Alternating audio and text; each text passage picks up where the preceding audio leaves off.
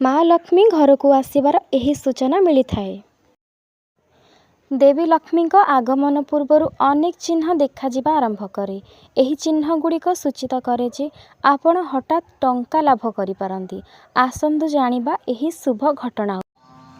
माता लक्ष्मी को धन एवं अपारगता देवी मध्य कहुए। जो घरे देवी लक्ष्मी आशीर्वाद अच्छी से घर समस्त समस्या दूर हो जाए। देवी लक्ष्मी अनुग्रह रे घरे अर्थर अभाव नहीं एवं सुख एवं समृद्धिर अभाव रहे नहीं। चलतु जानिबा केउ केउ सूचना गुड़िक मिली थाए। कहुए जे देवी लक्ष्मी आगमन समय दीप गुड़िकर आलोक अधिक उज्जवल होगाकू लगे। जदि तुमर पूजा कोठरी रे थिबा दीपर आलोक हठात जोरे जलिबाकू लगे तेबे यह एक शुभ संकेत भाव में विवेचना करा जाए। देवी लक्ष्मी आगमन समय समग्र परिवेश सुगंधित हो जाए। जदि देवी लक्ष्मी को पूजा करने पर हठात आपणक घर सुगंधरे परिपूर्ण हुए तेबे यह मध्य एक शुभ संकेत हो पारे। देवी लक्ष्मी वाहन हेउछि पेचा।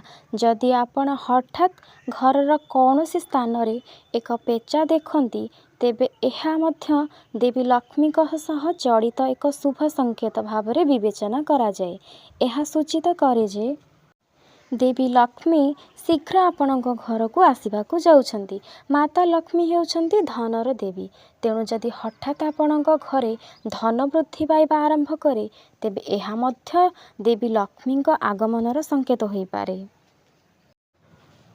माता लक्ष्मी स्वच्छता को बहुत भल पाती। धार्मिक विश्वास अनुजाई देवी लक्ष्मी नियमित भाव सफा होउथिबा घर गुड़ी को परिदर्शन करती। जदि तुमर घर सर्वदा परिष्कार तेबे देवी लक्ष्मी निश्चिंत भाव में तुम घरे रहिबे। भगवान विष्णु एवं देवी लक्ष्मी निश्चिंत भाव में से घर गुड़िक परिदर्शन करती। ଯେଉଁଠାରେ प्रतिदिन कनक धारा स्रोत एवं श्री सुकथा पाठ करा जाए। देवी लक्ष्मी का विशेष आशीर्वाद यही घर सदस्य मानक उपरे रही थाए। माता लक्ष्मी झाड़ू को बहुत भल पाती।